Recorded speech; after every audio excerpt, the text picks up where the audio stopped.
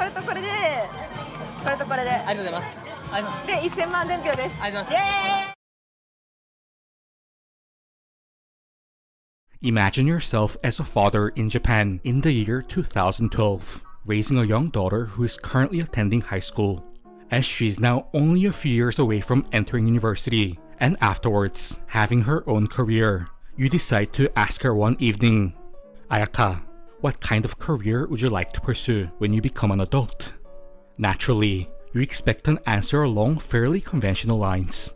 Perhaps she might say that she wants to become a teacher, an office worker, or even a doctor. After all, she has been performing quite well academically, and you've been taking quiet pride in her achievements.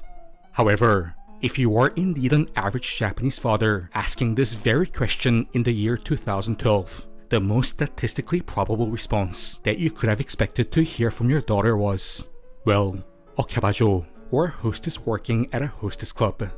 This answer, that hostess was the #1 occupation that high school girls aspired to pursue when they became adults, was based on different magazine survey results in 2012. You've probably seen these Japanese women in social media wearing sexy dresses and having some assets hanging out. These women are called kyabajou or hostesses, and they do the most mind-boggling, interesting, and just straight up toxic work in all of Japan. There's a lot of controversy around them, with these pretty women scamming men out of money and running underground prostitution. So there's a lot of interesting things to cover around these people.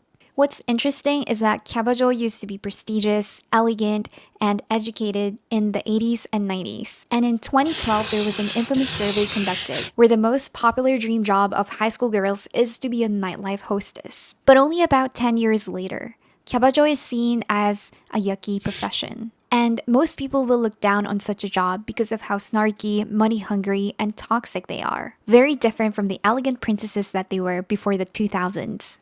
So let's do a deep dive into why the kyabajou profession did a 180 on itself, and how most modern kyabajou are ruining their reputation by, let's just say, literally screwing it. In the last video where I talked about nightlife African scammers, I mentioned kyabajou hostesses alongside other Japanese nightlife professions. So I thought this would be a good time to go into depth about Japan's weird and unique nightlife jobs. I always make these kind of videos where I show the realities of Japan, even the yucky sides. So if this is your cup of tea, please consider subscribing. I'm still a super small creator, so even one new subscriber makes a world of difference. Okay, so quick history lesson on kyabakura. Kyabakura is essentially a system where women entertain male guests by pouring drinks for them while flirtatiously talking to them. To pinpoint where this kind of stuff started in Japan is impossible because this has been around for centuries. But the modern iteration of women wearing prom dresses every day started around in the 70s and 80s. Let's go over what it is and what it isn't. Kyabakura are not brothels.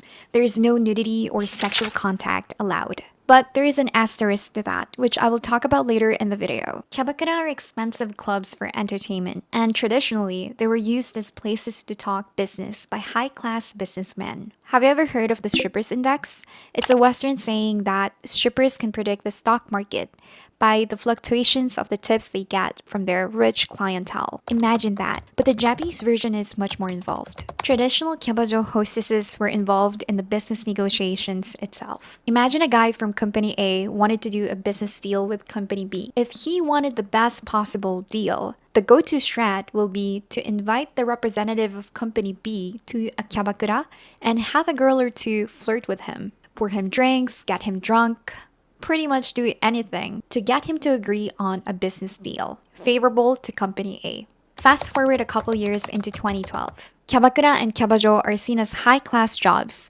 that heavily reward high performers. There have been so many manga, anime, and TV shows that showcase the nightlife industry in a way that romanticize it. And just like how the anime Captain Tsubasa inspired so many Japanese people, it practically created soccer in Japan, and how Inazuma 11 and Blue Lock are inspiring thousands of Japanese youths to pick up the sport. The many forms of pop culture covering kyabakura created a new trend for Japanese girls. In 2012, a survey was conducted asking many high school girls what job they want to have in the future. Imagine being a parent who sent your daughter to school and raised her for the last 18 years.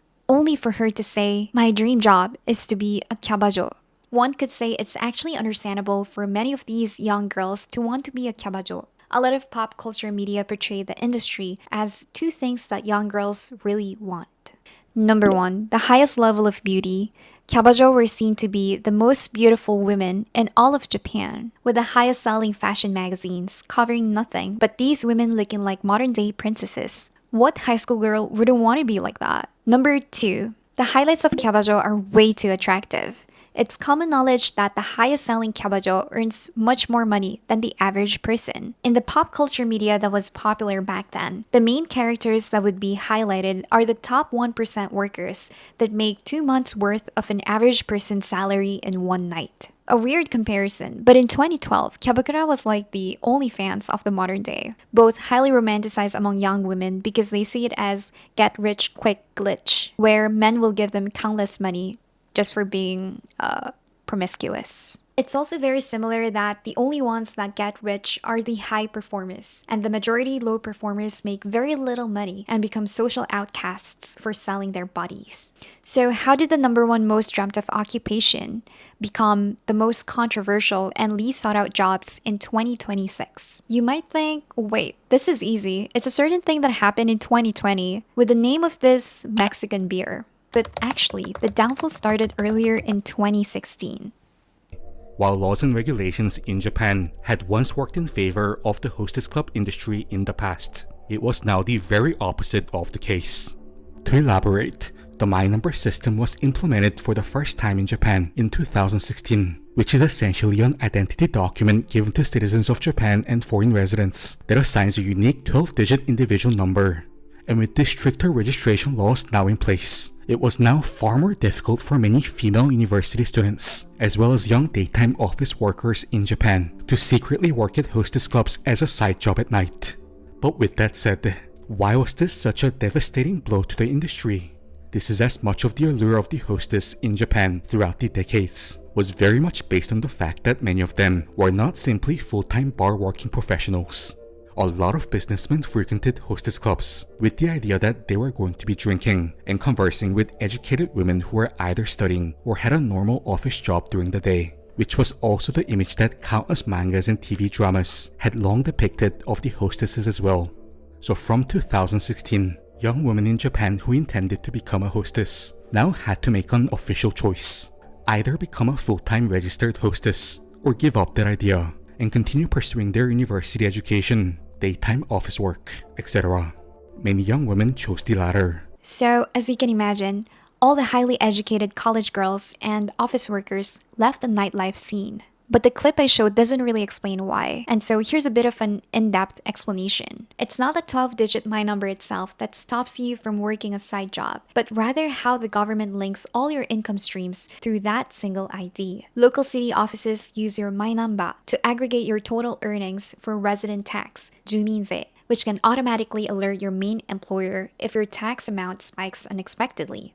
So you can imagine how corporate workers who aren't allowed to work a second job can't work as a hostess anymore. As for college girls, you may not think it's a problem, but imagine if you're in college and you're making a significant income and paying a good amount of tax. When you graduate college, you want to go to a good company, so you probably won't share the fact that you used to work as a nightlife hostess. Before 2016, you could have hidden the fact that you worked. But now with a My Number, the company you're applying to can see your tax or payroll history and get suspicious as to why you paid so much tax while you were a student when on your job application it says you're a new grad. The downfall doesn't end there. It gets worse and worse. Remember how kyabajou historically were composed of highly educated, smart women who worked here as a side hustle. Now that they're gone, who are left? Well, they're going to be the 2012 high school girls who wanted to hop on the trend of becoming a kyabajou. Them and also women who are desperate for money and can't follow a more standard path of getting a corporate job. So they need to make the choice of entering the nightlife industry despite new My Number laws. What do these two groups of women have in common? Well, they're not smart. At least not smart compared to the women who were the faces of kyabajou in the last 40 years. The only strength they have is their pretty faces and youth. This might not seem like that big of an issue until you realize that kyabakura aren't stripper bars. They are places for high-level business discussions, and who in their right minds would bring important business deals with girls like this? 今の総理大臣とかわかんない。高市のぞみ。 Because of the transition of the quality of the girls, there has been an arguably even more noticeable change in the quality of customers who go to kyabakura. They went from businessmen to desperate men. Many just frankly went in order to converse and interact with someone of the opposite gender. But now, if this is indeed the customer's primary objective, hostess clubs in the post-2020 era have become one of the most cost-ineffective places to head to in order to accomplish this. Sure, back in the days of the analog Japan, men simply didn't have many options. But now, if conversing with a person of the opposite gender in a drinking setting is their goal, then there are now incomparably more options in Japan relative to the past, such as the much cheaper girls' bars, which have become increasingly popular among the budget-constrained Japanese men in recent years. And if meeting women was their only objective, then unlike in the past, there are now more dating apps, matchmaking apps, and even papakatsu apps in Japan than one could ever count, naturally leading to a significantly reduced demand for hostess clubs in this regard as well. But with that said, this is still the surface level, politically correct answer. The most fundamental, visceral reason behind the rapid decline of hostess clubs, especially in the post-pandemic era, lies in something far more damaging to the industry's reputation. In recent years, hostesses have increasingly become publicly associated with criminal behavior and financial fraud. This is it. This was their final nail in the coffin. Over the past few years, Helen and I honestly cannot count how many times we have turned on the news and once again see some kind of a fraud or even a murder case associated with a hostess. Before we talk about the criminal behavior, let's talk more about what happens when an industry known for smart women does a 180 and installs. Let's just say women who don't think ahead. Let's have a look at this Instagram story posted by a Japanese hostess, which circulated around the Japanese side of the internet last year. A customer sent a message to the hostess. To quote the message, "What are you doing? I thought you said that you're at home? If you're that busy, then so be it. I don't even know what you're doing out there during all this time, and I don't know why I have to stay in a romantic relationship with you while having to suit myself to all these aspects of you." And the hostess screenshot this particular message from the customer and posted it on her Instagram story while writing, to quote, "I am only tolerating you because I think that I can get more money out of you in the future. Do you really think that I like you? You sick person. I am 19 years old and I feel disgusted. You're a gross 40-year-old man who's the same age as my parents. You mentally ill person." End quote. Again, this is a recurring pattern.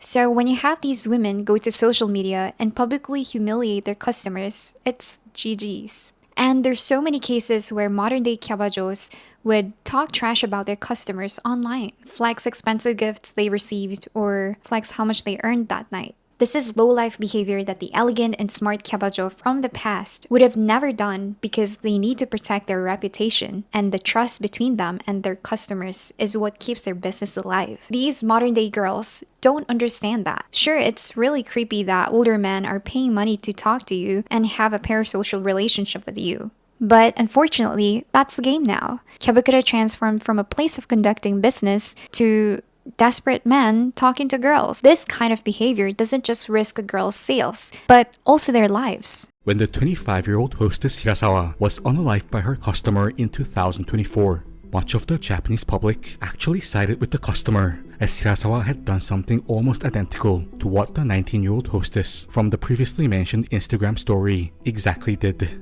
Consistently make fun of Wakui, the customer, on social media, in that he was such an annoying old person who had no sense of reality, and that it was entirely his fault that he handed all of his money to her. なんかストーカーのお客さんって結構たくさんいるんだいたしいるんだけど、その人だけは匂いが違うんだよね。殺してやるって格好つけで言ってる殺してやるじゃなくて、なんだろう、本当にその感じなの。もうストーカー気質で、ネチネチした感じ、陰湿な感じ、話し方とかも土下座してアスカさんの奴隷になるのでお金貸してくださいみたいな言われて、でそんで So while hostesses were initially actively pushed by the higher ups in the industry to open up SNS accounts, share their lifestyle and thoughts, in order to adjust to the times and increase their relatability, rather than maintain the mystique of the hostess as in the past. All of it just backfired big time, as it literally drove away by far their single biggest spending customer base, the middle-aged to older men. It's so unfortunate that such a life was taken away for something like this. But it goes to show that when girls and clientele change drastically, so does their behavior. You can't expect the same quality of luxury or elegance from either side. And when your clients are no longer extremely rich businessmen, but delusional men that think the girls are their girlfriends, you have a messed up industry that I think needs to be put away for good. I think the real nail in the coffin for kyabajou and the entire industry isn't just this behavior that lacks critical thinking or accountability. It's how it just time after time degrades itself. There's a popular term that kyabajou use called after or afta, and this is how it works. Imagine if a girl caught a client who's willing to spend money on her. Well, she can say, spend more money on me or buy me nicer things. Then maybe we can go on an afta together. On the surface, it means the guy can privately hang out with her even after business hours. But I think we're mature enough to know what hanging out privately actually means. Apparently, some girls don't even have the courtesy anymore to give VIP special services outside the businesses. 私が3年間キャバ嬢をやった中でこうやっぱ個室が多いお店で働いたことがあるんですよ、そしたらもう現金積まれてもうその場でやっちゃうとかもう見てきたわけですよ散々。そういうのを見たことがあるから、まあ、一概に全員とは言わないですけどもうそういう人たちもいるんでバイタではないとは言い切れない職業ではあるなっていう。Kyabakura in the modern day just feels like high-class underground and shady business that sells sexual services at this point. And I'm not the kind of person to judge someone based on their looks and occupation, but I've noticed that many modern kyabajou physically look completely different from the elegant women of many years ago. It's because back then, plastic surgery and body augmentation wasn't really a thing, but now almost all kyabajou have fake breasts, fake faces, fake everything. I'm not against plastic surgery at all. If you want bigger breasts or smaller nose, that's completely your choice. And people are free to do whatever they want to their faces and bodies. But if the main purpose of getting surgery to look more beautiful is just to get more clients and squeeze more money from them, personally, that's not a respectable reason to undertake surgery. This is what I think about the kyabakura industry. It was once a luxurious experience for rich businessmen to conduct business deals, but now it's an industry that ate itself alive and should just go away. Here's a final clip to support what I say, because modern-day kyabajou are as delusional as their clients. Let us provide you with one last example of hostesses making things worse for themselves, ironically in their endeavor towards the relative recovery of the industry. After Himeka's financial scandal, as well as the death of the hostess Hirasawa, both of which occurred in 2024, many hostesses knew that their public image was rapidly deteriorating as people who extracted exorbitant amounts of money from their customers in the false promise of marriage. So in response, several hostesses began appearing on news platforms such as Abema to give interviews and explain their side of the story. Let's have a look at this one video, for example, that currently has almost 700,000 views. Although this particular hostess was specifically asked for her thoughts on the crime case involving Hirasawa and her customer, Wakui, she literally begins off her interview with this first sentence.